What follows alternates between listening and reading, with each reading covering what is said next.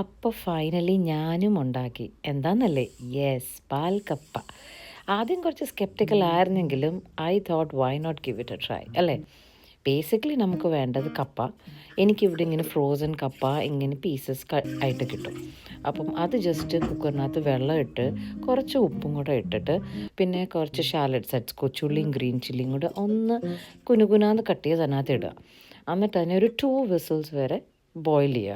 2 whistles is because എനിക്ക് കുറച്ചിങ്ങനെ കടിക്കുന്ന ഇഷ്ടമായതുകൊണ്ട് ഐ ഡിഡ് ഇറ്റ്. നിങ്ങൾക്ക് ഇഷ്ടമുള്ള പോലെ സ്മാഷ് ചെയ്താൽ പിന്നെ ആ കുക്കറിനകത്ത് തന്നെ അതൊന്ന് റഫ്ലി മാഷ് ചെയ്തെടുക്കുക.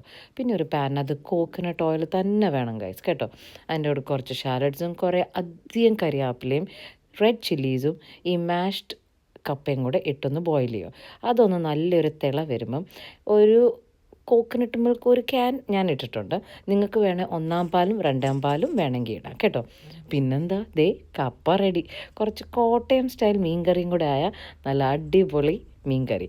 ഞാൻ സത്യമായിട്ടും പറയാം ഗൈസ്, നമ്മുടെ യെല്ലോ കപ്പയായിട്ട് ഒരു കോമ്പറ്റീഷനാണ് കേട്ടോ.